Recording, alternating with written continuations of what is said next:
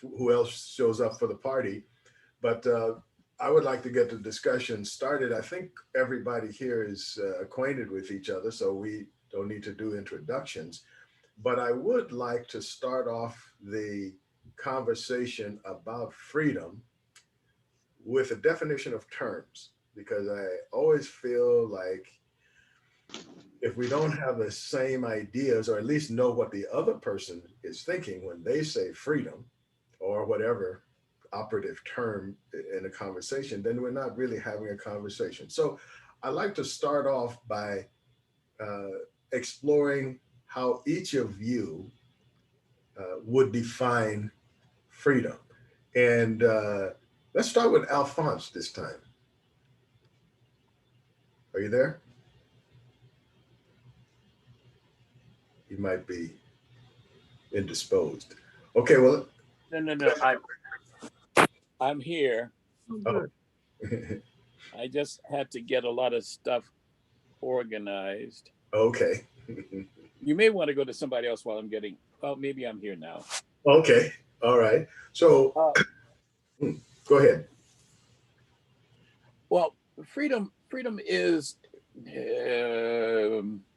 There's one about freedom to and freedom from.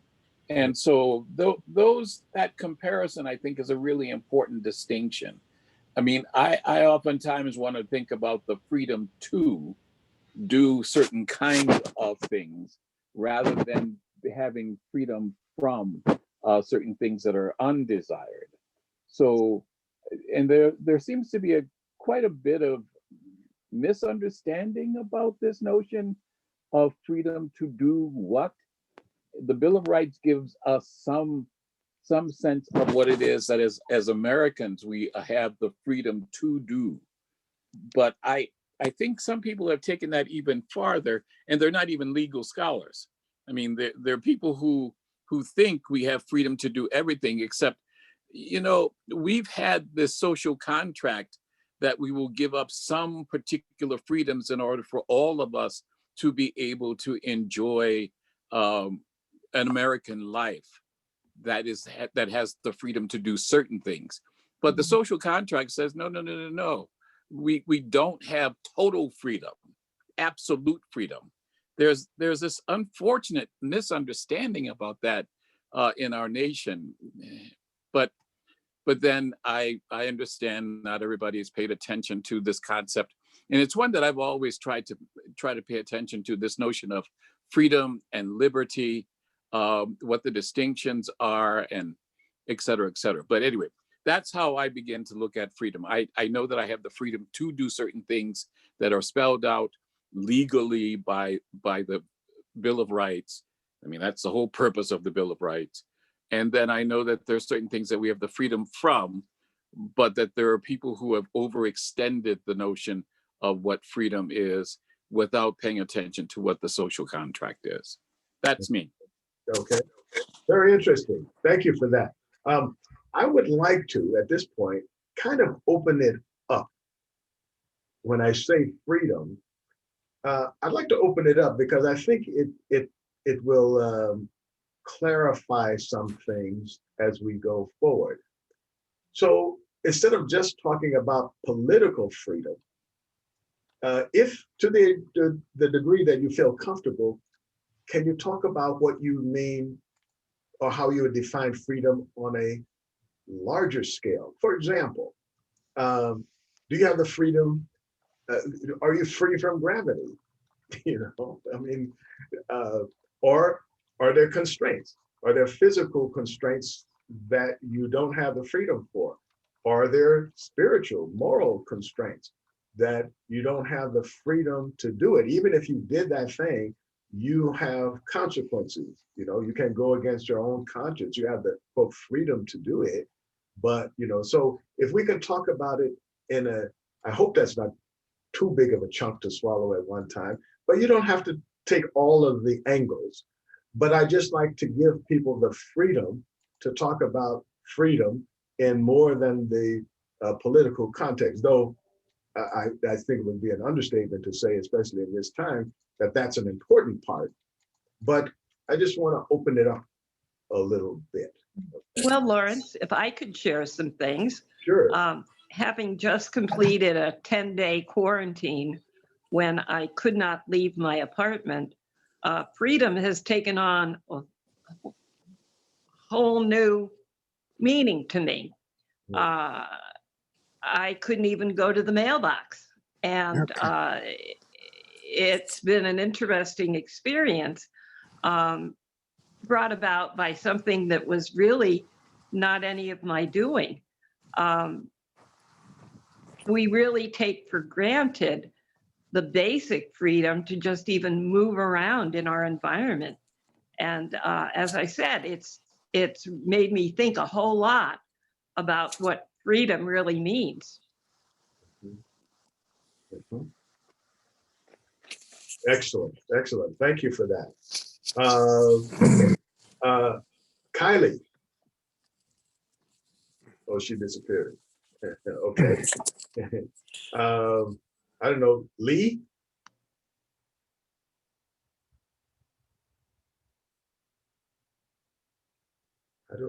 I don't know if people are hearing me or they think they have their mic on or what. Okay. Are you, I guess she's not there because her mic's still off. Naima. Good morning, everyone. Good morning. We're defining freedom. What does freedom mean to you in the broadest context or narrowest? Just your sense of what freedom. Hi. Hi, am I on? Yeah, but we'll come back to you after Naima because we couldn't hear you, so we thought you had escaped. Oh, I just want to say I'm going to come back. I am in the car. I have been to see my husband in a care center. Oh, okay. All right. We'll wait for you. Okay, well I'm just going to be listening to you in the car, okay? All righty. Okay. Thank you. Okay. Naima. Yes, well, in listening to the broader definition that we are seeking, it dawned on me, and I get kind of, all out there, because where we're from and where we came from, where we are right now, has a lot to do with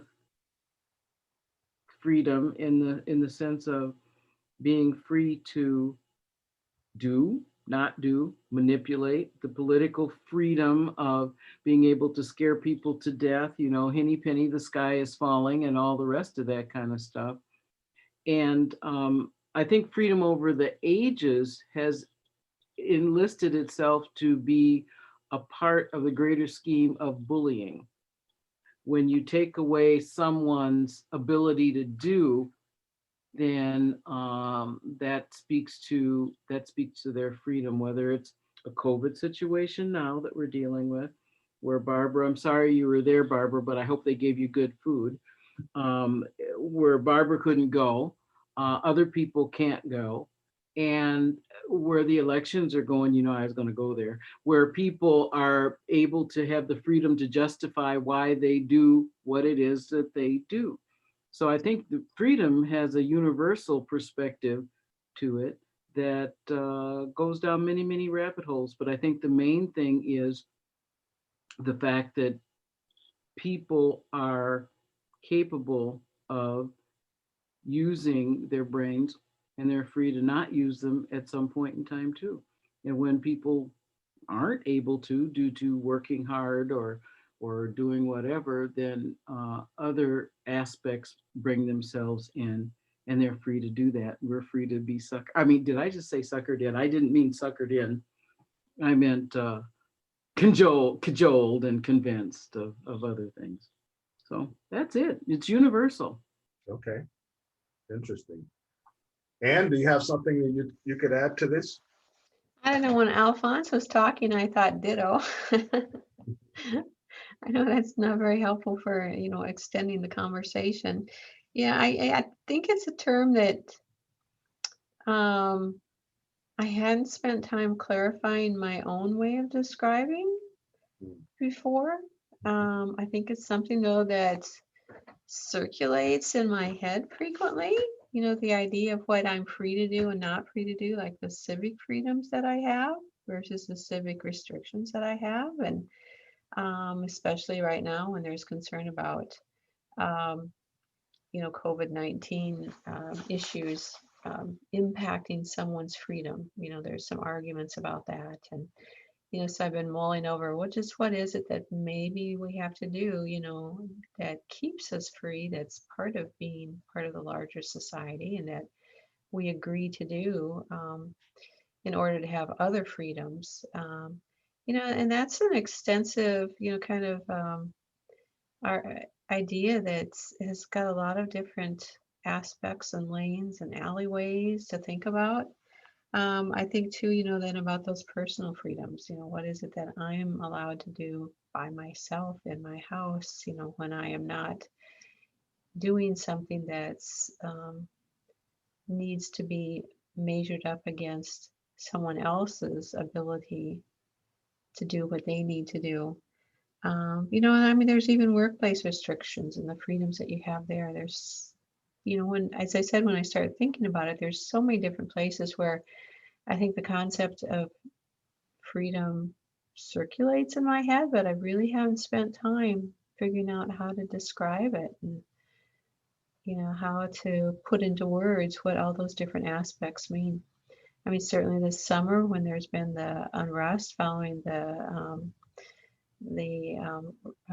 racial deaths by police, I've been thinking a lot about, you know, the freedoms that maybe I enjoy because of, you know, my race versus the freedoms other people don't enjoy. And even though on paper it may seem that we have those freedoms, maybe it's a little bit more difficult to see that in actuality.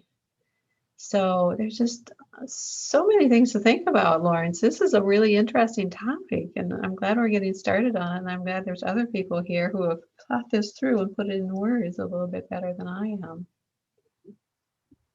Okay, thank you.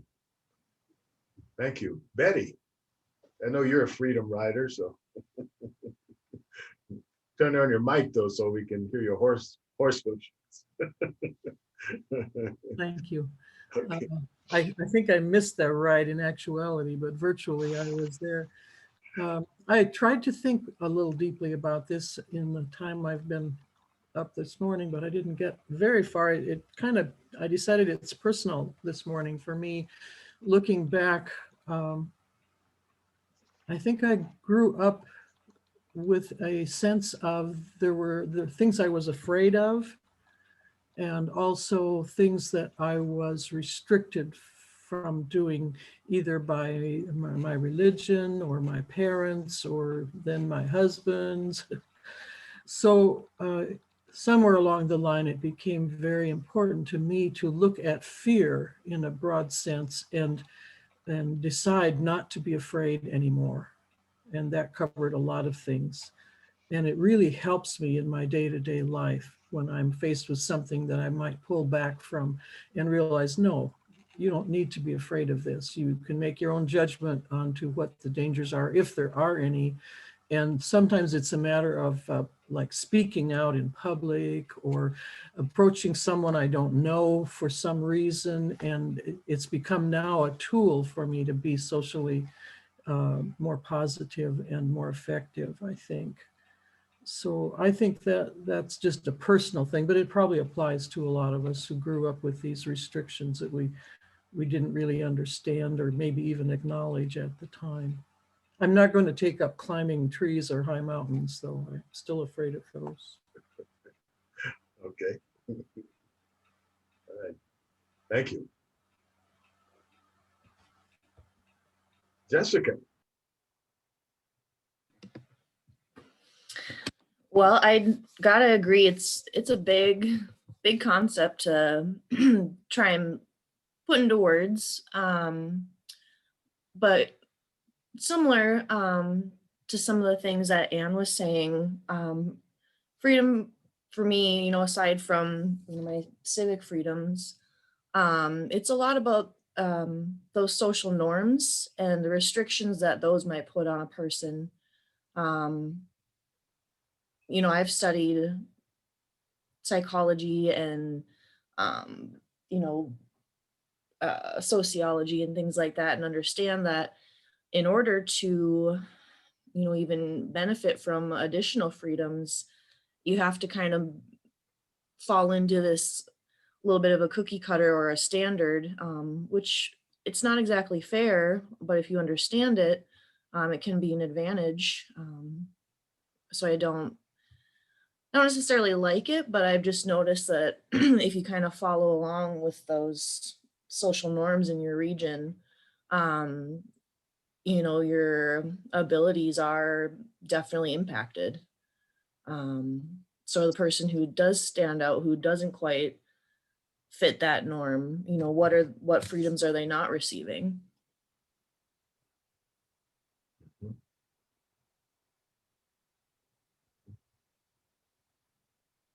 Did you have anything else to add to that? That's kind of where I'm at right now. All right, good. Like I good. said, it's a big concept. I'm still, the more other people talk, the more I think about it, but that's what I got right now. Oh, good, good. That's the whole point of this. Lynn, I know you're going to have something interesting to contribute. Well, it's been interesting listening to everybody talk about freedom. Yeah, that's a double-edged sword there. I was just thinking about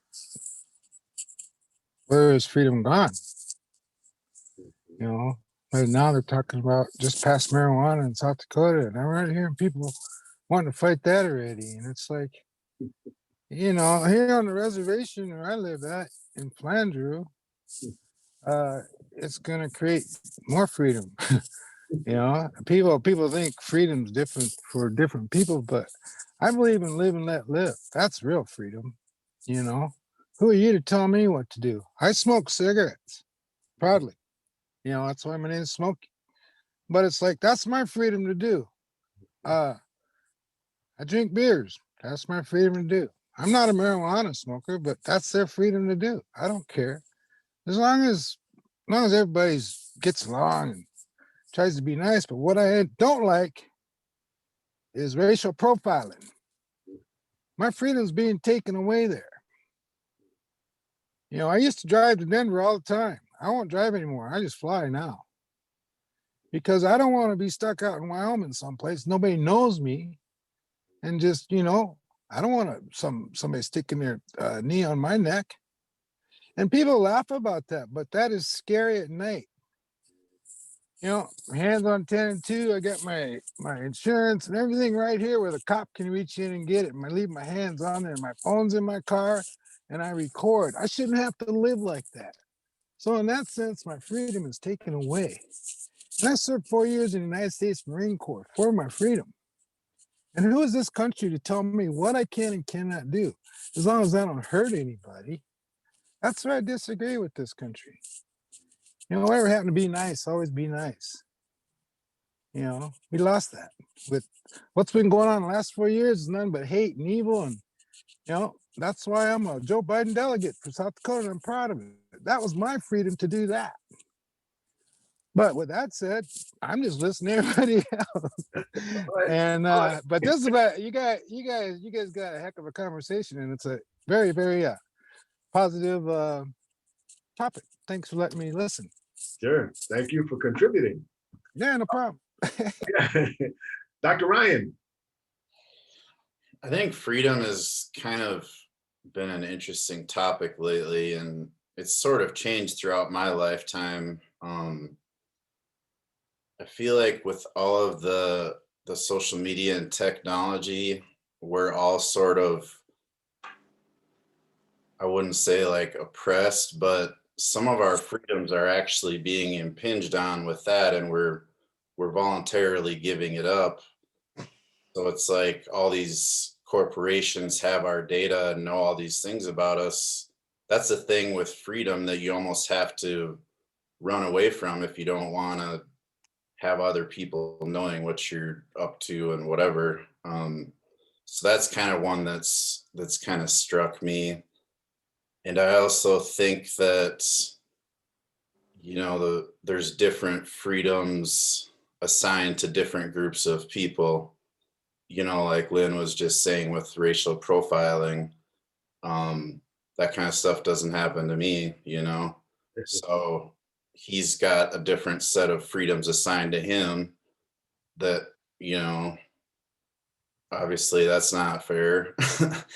But it's like, and there's also this whole thing about the masks and freedom and stuff. And I think people just are, it's a patriotism thing or whatever that they're trying to do, but it's kind of, the freedom thing is just kind of being taken to another level in some circumstances that I don't think is entirely appropriate, I guess. It's just kind of a catch-all for people to do whatever they want sometimes. And they just say, I have freedom, so I can I can do whatever I want, you know. So that's my take anyway. Okay. Dr. Lee? Hi, how are you? I've Hi. been to all of you, and I want to first of all thank you so much for being such a great moderator and such interesting comments made. As I was listening in the car, one of the things I appreciated this, what the past person was speaking about, and it's really become more enlightening to people who are white. And rather than fighting it, why don't we take it as a learning thing? And it has been such an eye opener to people in the community. And I think that's been a positive of what's happened. Now, getting back to the word freedom, thank you for that word. And I'm going to use some analogies to describe the very complex word meaning. Kind of, I think of freedom like rights. And with rights, you have responsibilities. And it's kind of like a continuum. And it's kind of like a wall between. And where do you infringe on somebody else's freedom? But then also somebody had mentioned something about the opposite. Well, you have to think of, you have freedom, but you also have to think about how far do you go. It's like kind of like a rubber band. You can only go so far, and you're affecting some other person negatively, or an organization or whatever negatively. It breaks, or that it should stop at that part. But everyone likes freedom, even animals in a zoo. But then why do we have those other parts? And it's for our safety, but is it really for our safety?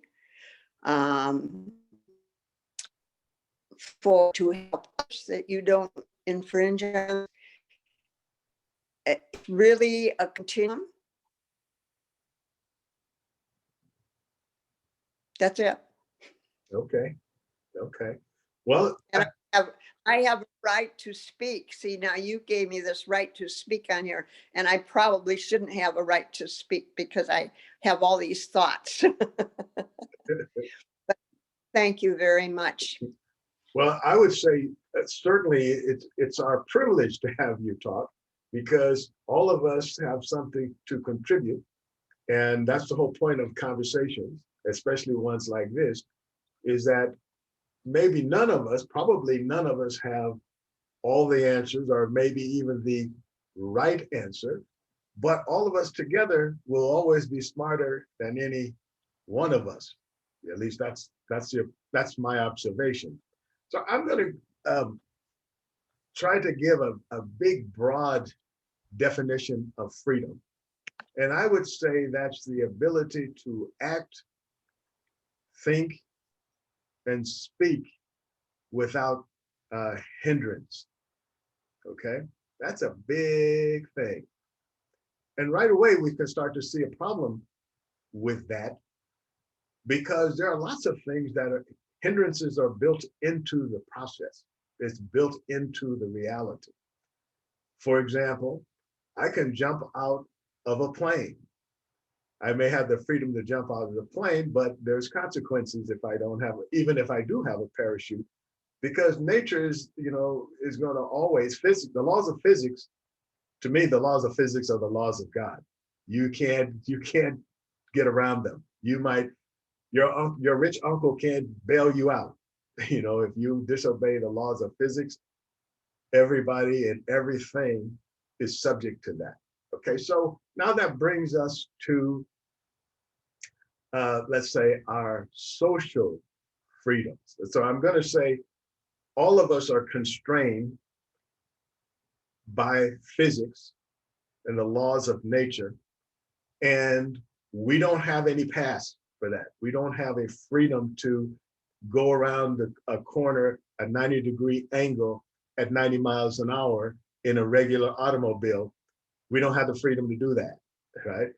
Doesn't matter what. But now if we talk about social freedoms, or we talk about our social interaction, it comes down to humans are social animals because we have advantages working together that we don't have if we work apart. We can talk about, the Lone Ranger or the lone person out in the wilderness, but that person wasn't born in the wilderness by himself without help. Somebody drops a baby off, right at birth. And if that baby grows up and they become the woodsman that does everything for themselves, make their own houses and all of that. Okay, I'm going to respect that person for, that they can do that, but I have not even seen a hint that has ever happened. So we have advantages, even if it's just the ability to live a little longer until we can sort of figure out things. We have advantages of being social animals, of helping each other until such time as we can help ourselves at least. So that then requires us to have responsibility to each other in order to work together. That requires us to have some kind of rules to know how we should interact with each other, right? Because without that, I have no idea of what I can anticipate from you. I can't even speak without having rules or some idea that when I say a goo-goo, that means, a hammer. And as long as we agree on what a goo-goo means, it can be anything. But I don't have the freedom to say awuba and you think it's a hammer. Okay, so we have to have rules to understand how we will interact with each other, down to basic speaking and exchanging ideas. So now the question becomes, how do we do that in a way that we maximize freedom and minimize hindrance of those freedoms, but maximize also the benefits of socializing. So if we give up some freedom, we want to maximize the return on the payment for that ability to do something. So if I want to build a house, I can build a much better house if I have all the members of my society, at least, and maybe around the world, making parts for that house, giving ideas for how that house could be built and what works and what doesn't work. The more we interact with each other, the more benefits we have. So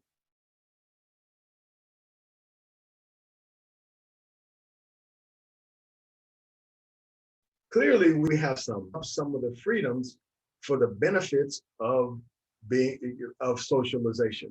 Now the question is, how do we regulate that so that we maximize that benefit? So then I'm going to look at something I call the mutual space. So inside my head, I can think anything I want. I can do anything I want as long as it's inside my head and inside my sphere. But the moment it goes outside of that, now it becomes something in the mutual space, and all of us have to negotiate the mutual space, right? Negotiating the mutual space becomes key.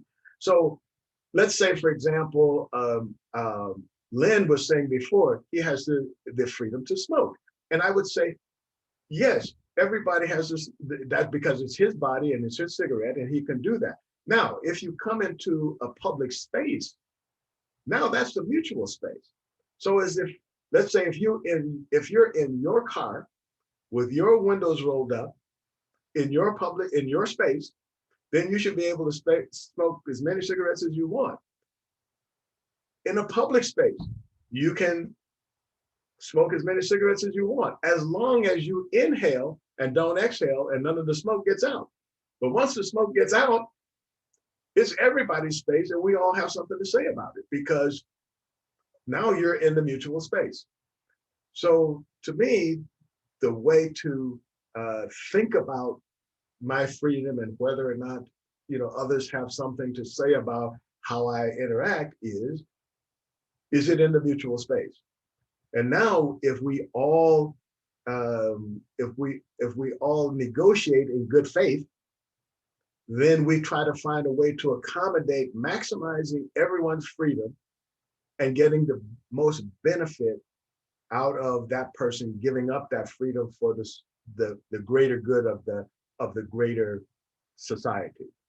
Does that make any sense to anybody, or does anybody have any comment or questions or pushback or whatever? Well, this is Alphonse. I mean, that's basically what I was saying when I mentioned the social contract with this mutual space that you're talking about. But it reminded me of what is discussed about this whole topic on, first of all, it's not always about freedom. It could be about being free versus freedom. So there's a distinction there. But the one that I was thinking about, you're making a comment, Lawrence, about the person who goes into the woods. And yeah, the discussion that I've had in my work world has always been about the state of nature, why we abandon being individuals in the state of nature, where we're totally without any kind of constraints, including physical constraints, trying to jump off of a 12,000 foot mountain and seeing how well we do when we land in a body of water. I mean, we could actually try to do that in the state of nature. It has nothing to do with anybody except the total exploration of how far we could take ourselves. And that state of nature notion, I think, is really an important one for us to always think about.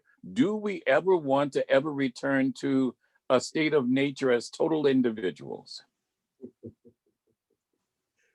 You make an excellent point. And I noticed that many people who are worried about losing freedom tend to be incompetent in terms of just dealing with total freedom. Because if we're going to say we're all going to be totally free, that means I don't have to think about your, what you need or anything like that. Because once I have to think, that's a hindrance. I have to consider your needs and how I'm impinging on you, then that's a certain hindrance just in thinking about it. So if I'm going to just ignore that, then that means you should be also able to ignore what I think.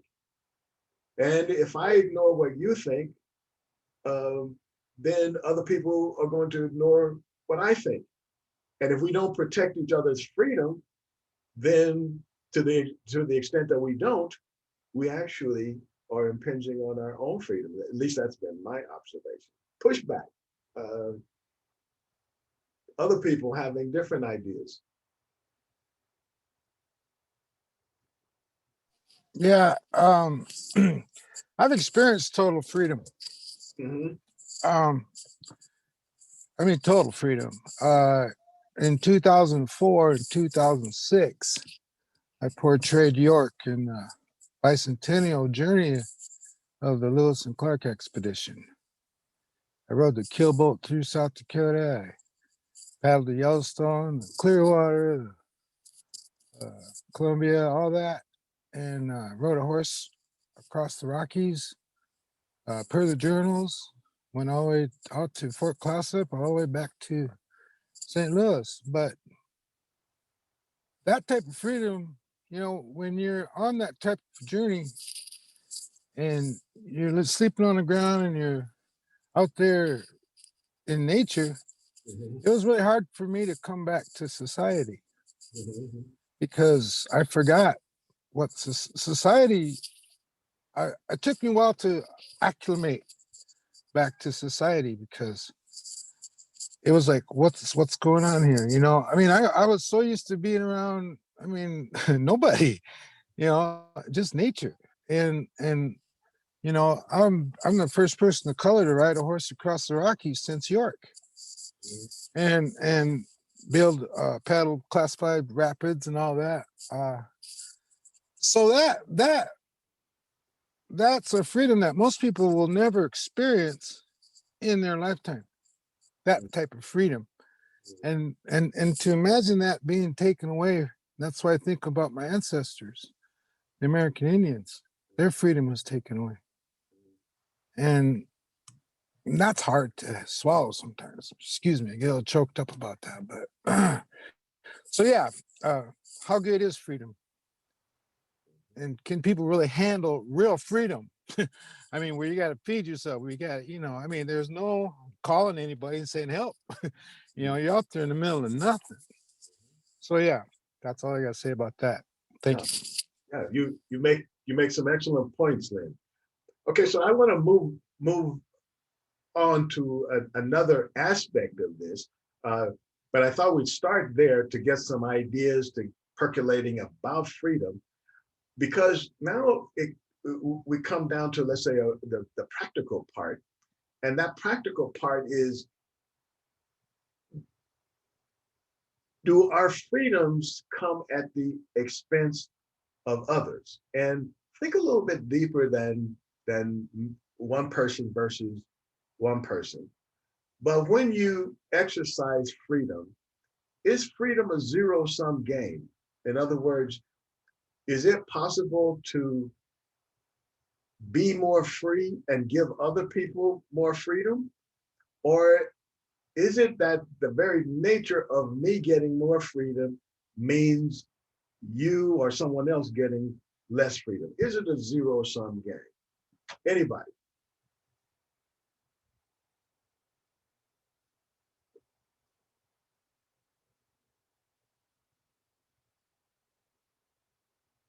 I'm trying not to speak this about Alphonse again. Okay, well, jump in. Free for all. All right. All right. I appreciate it. The contribution from our friend who's, I think you're sitting in your truck there, right? Anyway, that total expression of total experience of state of nature. I really appreciated hearing that. But it brings me now forward to contemporary life. I think that in 21st century and going forward, I think we've just totally succumbed to the whole notion of never being able to do what, I can't remember your name. Was it Lynn? Lynn, yeah. Yeah. Yes, sir. What Lynn was describing. I don't know that a lot of people will ever truly option for what Lynn did. And so when I think about contemporary life and going into the future, I don't know that a lot of people are going to want to ever embrace that again. It was hard. It was really hard. I mean, people don't realize the culture shock I went through. I mean, I became a recluse for probably a good to come back to cell phones and all that. And then, you know, I mean, I was, I mean, I was in areas where you didn't see humans. I mean, to ride, I mean, we were so high up in the Rockies that they were flying logs down the river in helicopters.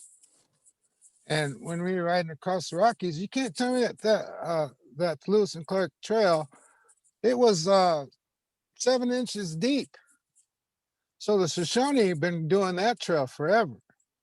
And that's how Lewis and Clark found it, was through the Shoshone. And it was interesting this time, I can talk about this forever, but the point was is that I traveled with Bud Clark, who was the great grandson of the original Clark, and it was all fascinating. But yeah, I can talk about that for days. But yeah, you're right, Alphonse. Yeah. Anyone else? Does a person's freedom come at the expense of someone else's, or can it increase their freedom? Can your freedom increase someone else's freedom? How do you see that working?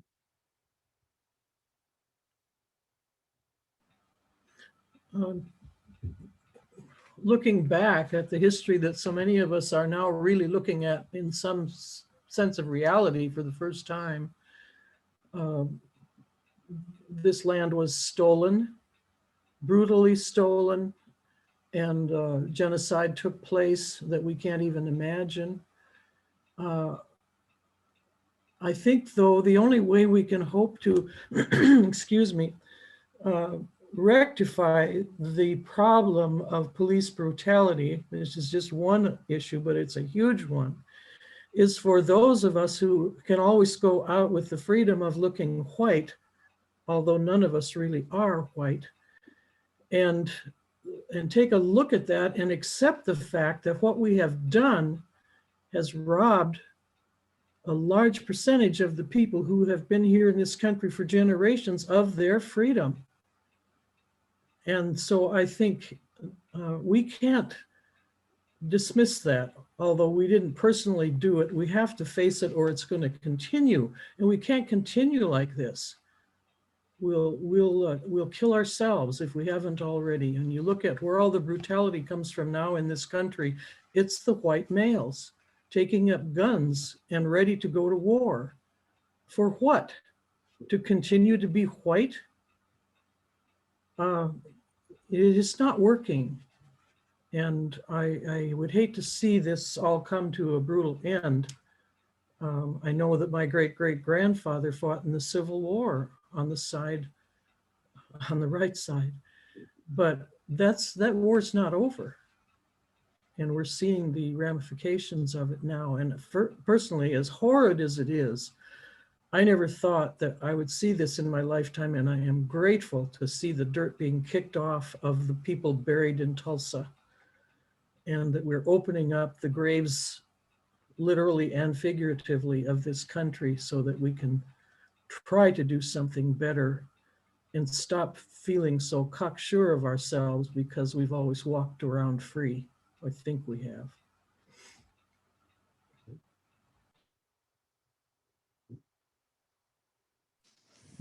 Amen to that. Lee, your mic's off. Lee, your mic is Oh, I not said Lynn, amen. not Oh, Lynn. Lee. Rain. Yeah. Okay, you were saying a lot of good stuff there, but we didn't hear it. Oh, well, my phone's ringing, but I don't answer it. So if that doesn't bother you. No. First of all, really, really important, our freedom of speech. And I like what you have just said, that we are free, but we don't want to bring up the topic. And I think that has changed a little bit on the needle of speaking to others, even though you have disagreements. I'm very close friends, relatives, and it's how you bring it up, how you speak. We have the freedom, but it's how, the tone of your voice, your body language, the words that you judiciously choose has opened avenues. It's kind of like opening things up. And I just happen to think this day is wonderful. It was like when the sun came up, there was just a delight in my life personally. And I think, and I'm looking at generations, and it's an evolving thing toward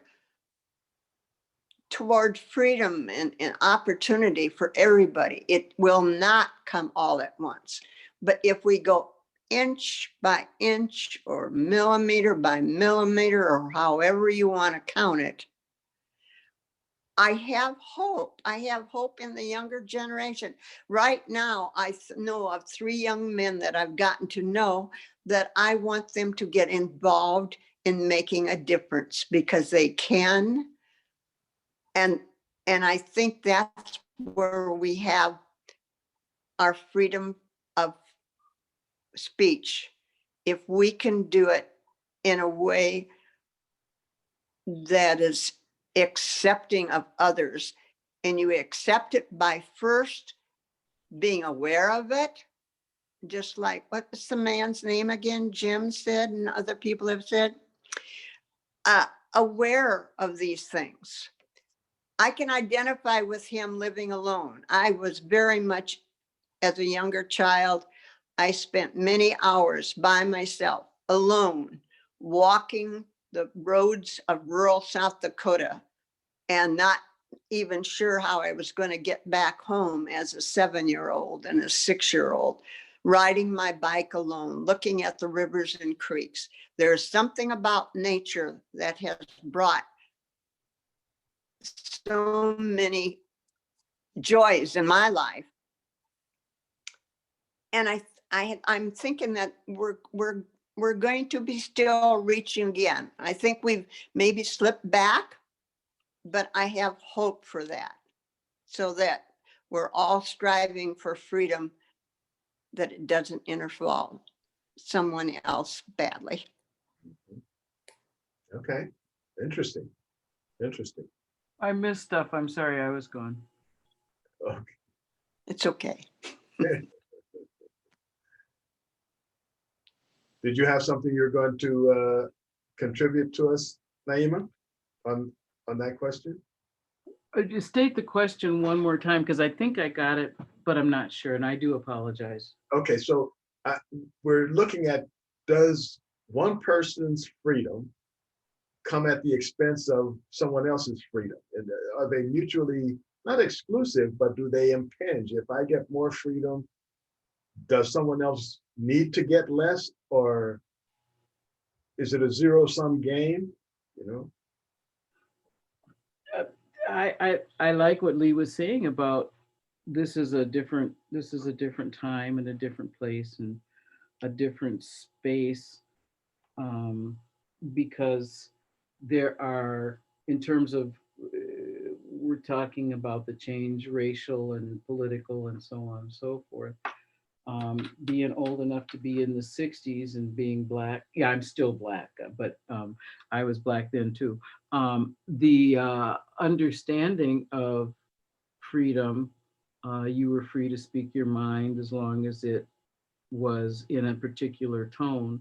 You get a little upset, like the girl, I don't know if everybody saw it, when she was asked, why are you burning down your own space? And she said, Target has got nothing to do with me. Target is not my space. We're upset, we're angry. We've been doing this for a long time. And someone said, well, she had no right to say that. So then there's again that freedom, you know. So I just look at it like it's I think again with the universe, it all depends on where your head is at, because if you feel as though you don't want to hear about someone being upset, I tell people I have a Black son, and he's not a hothead, but he will turn around and say, why am I being stopped? And I have to go to bed and pray on that all the time, because somebody has the freedom to say, what did you say? So, it has to be looked at from all perspectives. And I say that to say this: if everybody, like Lee said, everybody listens, but if they're not offended and they don't take something personally when someone says it, but they just listen and understand that if she said she don't give a doggone about Target or Walmart or whatever, because yeah, it's in her community, but she feels as though she and everybody else is being raped, understand that that's what she feels and not take offense at the fact that she's being honest enough to say that, or someone's being honest enough to say something. Native Americans have said, honestly, you're talking about immigration, white man? And people get offended when people say things like that. So it's all about understanding that you might not want to hear what's being said, but go through the pain of it, be able to understand it if you can. If you don't, accept that it is somebody's reality, because somebody done died. Somebody has been put aside. Somebody has been pushed up. There's all kinds of different things. So being able to understand that we are not one. We are one. We're all one, but we are not one, and understand that that's the case. And listen, I love Lee's ideas about listening. Ever since I've listened to her, she's always talking about listen with respect and whatnot. So I always listen to her with respect too. I think that's the deal. Okay. Okay. Anyone else?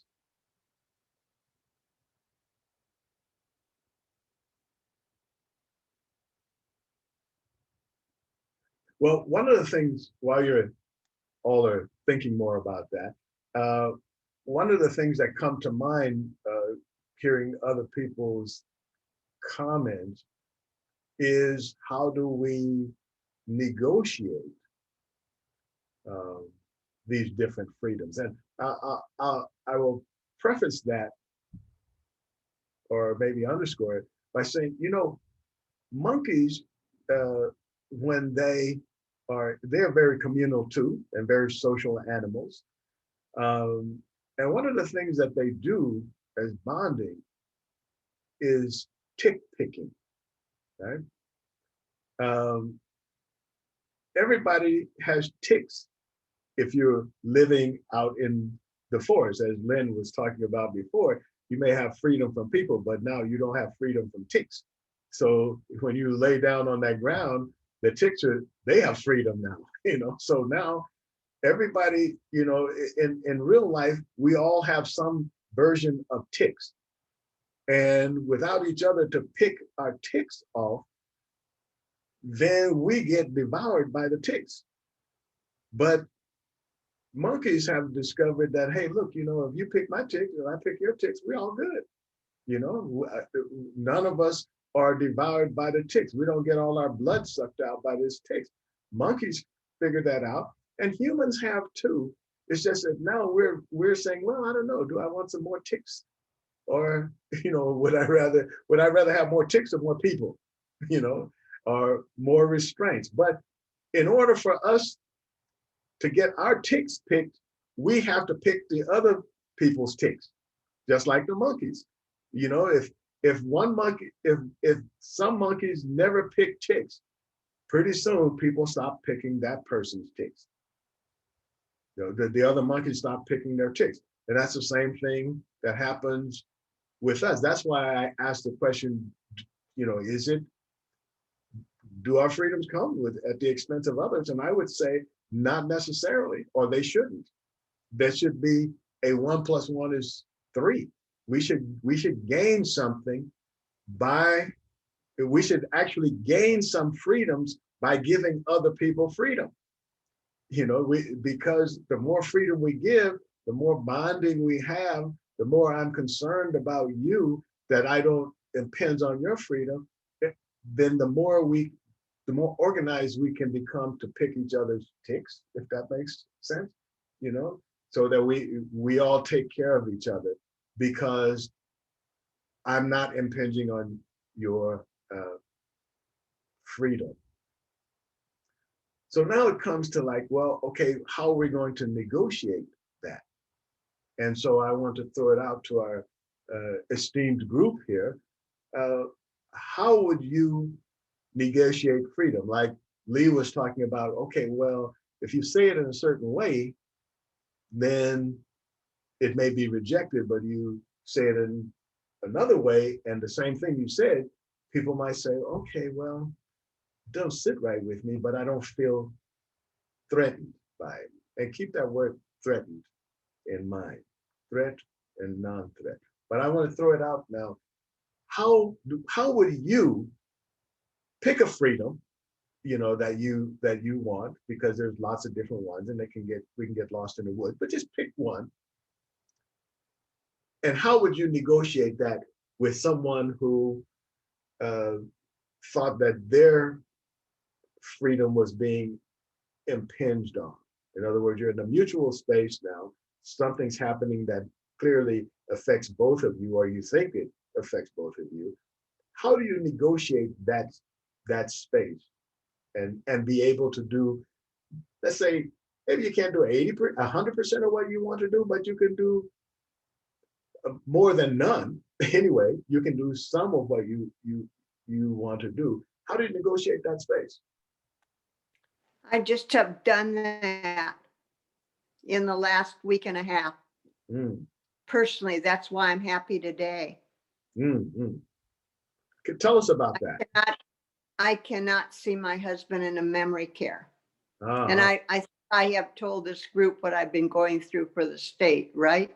Yes, right. Well, I did one step further. I tried to be called an essential caregiver. Mm. And I am a determined woman. Anyway, I found out that I had to apply for it. Mm, And in part of my application, mm, they asked me all these questions, and there were mm, rules and regulations. mm, And the reason behind it is fear. Well, I Mm. couldn't get the rapid testing through the state because of our legislature and Kristi Noem. Mm.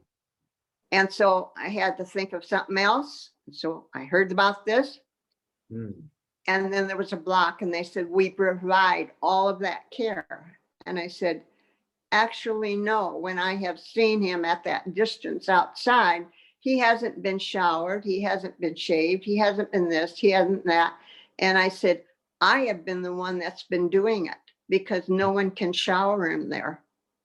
mm, So I got okayed. I Mm. gave him a shower. I have Mm. shaved him. And seeing your beard, that's what I've been working on. I finally got it off. mm. And I hugged him today. Oh, So this has been my celebration. mm, But it's how you go about it. mm, It is really your tone of voice. mm, It's not your demanding. mm, And one of the things about debating with somebody has really helped is put yourself first in reaching out. Put yourself first. I mean, starting with questions in a very nice way. Okay, now you think this. Okay, well, how do you come by that? How do you find that out? Where did you get that? And do it with an honest, earnest wanting to learn rather than, yeah, where'd you get it? mm, It really does make a difference. And even if it's a teeny amount, like I say, it still works. And be patient. It doesn't happen in a day or a minute or an hour. Be patient. And people have faith, say a prayer. I believe there's one God for everybody. And so what I'm saying is it works. Thank you for listening and sharing. You go, girl. You go. I will get teeth someday too. Okay. Well, that's okay. You look cute without the teeth. It was great for good. Halloween, but nobody came to my door. If you got teeth, I wouldn't even know who you were then. Oh, No, that's good. Thank you very much, Lee. I just want to say you just have done a wonderful, miraculous thing. I worked in a nursing home for 10 years. My father had dementia. I have caregiven myself in situations, and that was brilliant to present yourself as a caregiver and prove that you were essential. How could he possibly live healthily without you being able to touch him? It's miraculous. Thank you for doing that. And I hope everybody hears about it. I do too. I would like to advertise it to the world. I laid in bed with him. He had been lying there in his clothes. And I woke him up and I just laid right beside him. And we talked the entire time. He talked and he talked about what he remembers and his confusion. And I want to tell people who have people in memory care, who have loved ones, I have seen in the 3 times I've gotten to see him, a remarkable, remarkable comeback.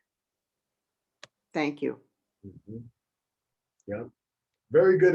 It's a very good example too, even though Lee was talking about, you know, her persistence in getting the care that she was able to give to her husband. It also says something about that bonding that's so important between human beings, that it was very important for him to feel that connection. Okay, so again, it underscores that this freedom that we're talking about is vis-a-vis humans is really about what do we have to give up in order to get the benefits of being together. Right? The bed didn't expand for her, so he had to give up some space in the bed so that he can be talked to by someone he loves. But that's a price he seems like he's perfectly willing to pay, you know? And that's so to me, that's where it gets to that zero sum game. But let's go on. Anybody else with an example of how you negotiate freedom, where your freedoms, someone else interprets that as impinging on their freedom? How do you negotiate that space?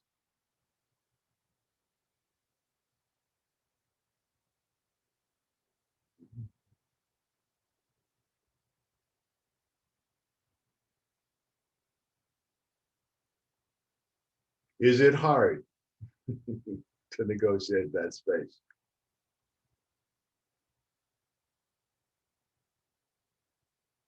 Anybody? I do it with humor because people love to smile, and smiling and humor put people at ease. And I love to do that. And besides, I'm kind of silly, you know. Mm. But I do it, the putting at ease and everything and trying to communicate with humor. Mm. Although I can go there because they have called me Medea. Yeah. Mhm. You make a very good point. And I want to take this opportunity to go back to uh, the word threat. One of my mentors told me once, he said, Diggs, human relationships always boil down to threat and non-threat. If people feel threatened by you, they don't like you. And if they don't feel threatened by you, even if they don't like you, they don't have animosity toward you. But it's so easy for people to feel threatened, you know? So if I were to answer my own question, I would be looking for how to reduce my sense of threat. Now I don't have complete control over that, but I always feel I have some control. You know, there are some things I could do that make people feel less threatened, even though initially they may. And humans have built into them this kind of like defense of like, treat it like a threat until it proves otherwise. You know, that seems for a lot of people a default position. Okay. So if I can reduce their sense of being threatened by me, then I feel I position myself to negotiate more freedoms. Okay. But for some people, they feel their defense is to be an overwhelming threat. You know, if that thing looks big, I'll look bigger. If that thing looks dangerous, I will look more dangerous, you know? And then you have an escalation. But my observation is armor is heavy, it's musty, it's moldy. It limits the armor itself limits our ability to act. So given the option, most humans will opt out of the armor when they feel it's safe to do so. But if they start seeing arrows coming, that armor is going back on. Right? So that's my approach to negotiating more freedom, is to reduce my my appearance of being a threat. It doesn't mean I'm not a threat. It means I'm reducing my appearance of being a threat by saying, I don't remind people, yeah, I could hurt you. You know, you know, I mean, for some people, they say, okay, I want to just let you know that I could hurt you, you know? Well, it's not that I can hurt them, but one, I don't feel I want to. But the other thing is, like, I would like them to forget that so that we can have a conversation and negotiate more freedoms for myself vis-a-vis the cooperation with them. And if to the degree that they feel threatened is the degree to which they're not going to help me, you know, or they're going to even oppose me. So I like, you know, that's, you know, one of those walk softly and carry a big stick, but I even hide the stick, you know, I don't want to show the stick, you know, just, I can have the stick in case I need it, you know, but don't, you know, in Japanese culture, we often say the strongest sword is the one in the scabbard, you know, and all power is potential. So I like to back off, you know, and not show the threat. I can forget that sometimes, because when I feel threatened, then, you know, a response is to throw out, well, I could do that too, you know. But in my cold state, I know that doesn't work. And so I try to position myself so that I am not threatening people, and to lower their sense of me being a threat, you know. So anyway, that's my contribution. Anyone else? How do you negotiate threats? Or how do you negotiate your freedom? I should say that. Say it that way.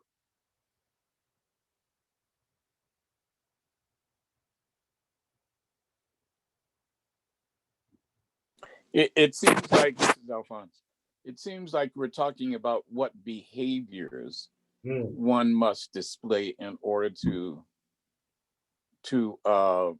negotiate, if that's really the right way Yeah, to put it. that's a decent way to put it. And I'm not sure that it's always about the overt behavior. I think it was said earlier, it may have been Betty who said this, but to genuinely care and listen accordingly, which isn't really as obvious of a behavior, you know, to me is maybe part of what you're saying is reducing that level of threat. But I don't know that it's always behavioral. I do think that there is an actual genuineness that needs to be there in order for the negotiation to even have a chance of success. I've been thinking about intimate relationships where people are in partnered relationships, marriage, or whatever, and that there's not that we're always so successful in marriages, but we try to do that in that situation of negotiating that space for each other in the intimate relationship. And some of us have developed those necessary overt behaviors, as well as those intrinsic genuineness about wanting to care. But I do think that it's definitely a mixture of things for the negotiation to have even a modicum of success.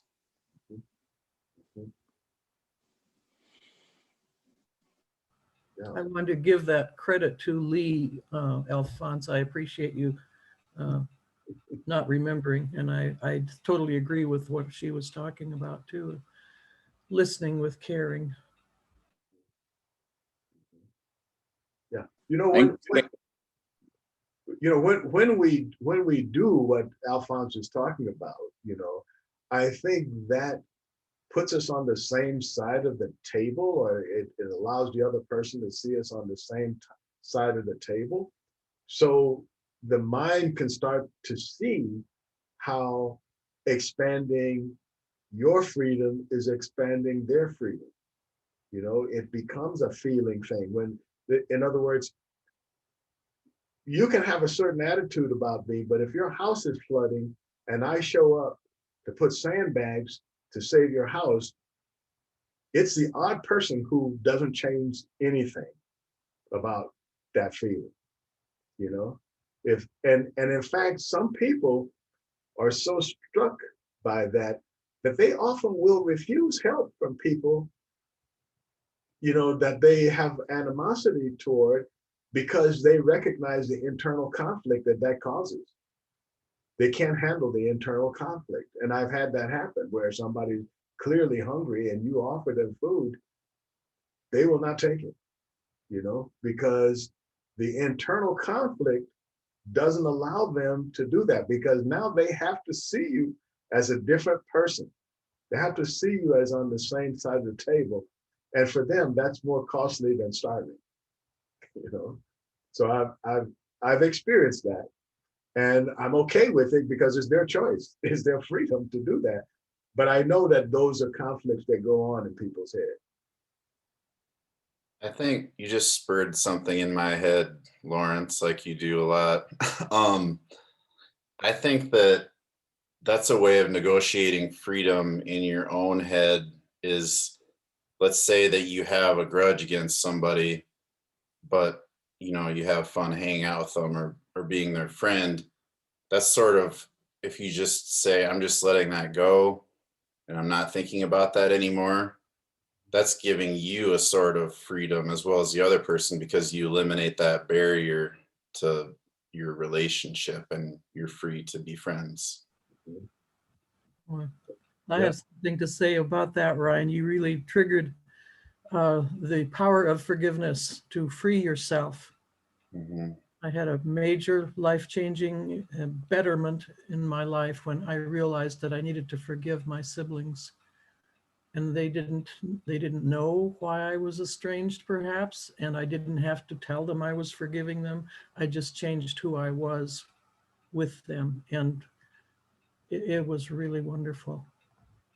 It's not hard to do when you decide it's important. Yes. Excellent. Anyone else? We're Do coming. they, Go ahead. do they have that? Does the word grace come into that? I was thinking about that.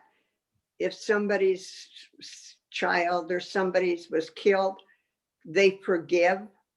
That the one that forgives is the one that's getting the feeling and acceptance.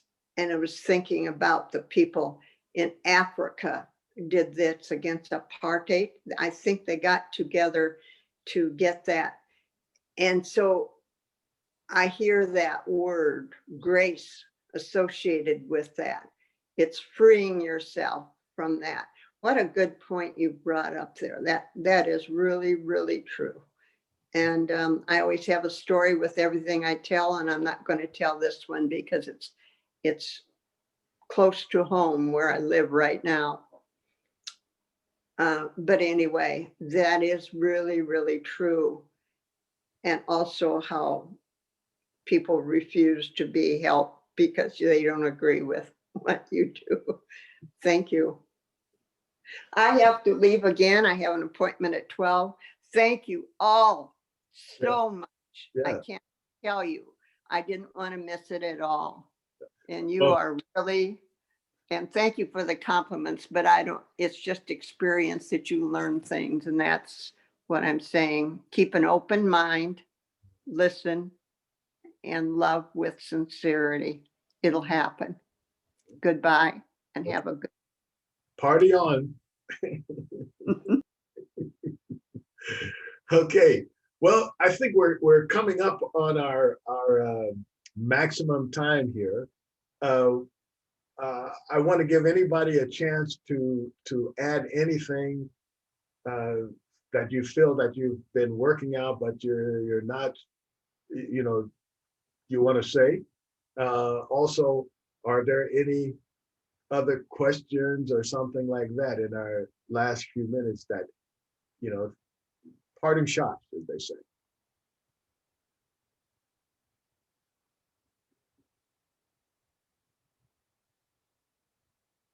We could talk about our guest next week or our program next week, Lawrence. Okay, yeah, go ahead.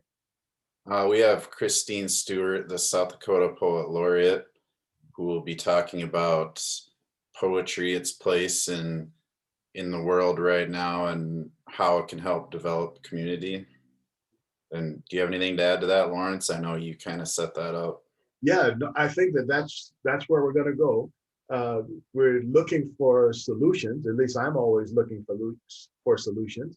I value questions highly, and I value the struggle with questions highly. And part of the reason for that is because we're searching for solutions. And I think Christine has some interesting approaches as far as like, well, where can poetry fit into this? And she is the South Dakota State Poet Laureate. And as such, she is on a mission to spread the utilization of poetry and the experience of poetry in our state. So I'm very interested in what she has to say and her sharing the kind of programs that she's involved in and her books and sort of getting under the hood, so to speak, of like how this all works and how what she's doing, how she expects it to contribute to the betterment of our society. Well, if you guys don't have any burning things that you have to say, we can end it right here. I hope that you can take away a few things to keep thinking about. Your thinking, of course, should not, and I hope would not end here. Keep on trucking, as they used to say. Keep on, thinking about these things. And I think that it's going to send you down a trail where you will discover that there are lots of roses and thorns too, but some roses in the process. Well, we'll see you next week. Thanks and goodbye. Hug a tree, hug a tree. Yeah, hug a tree. There you go.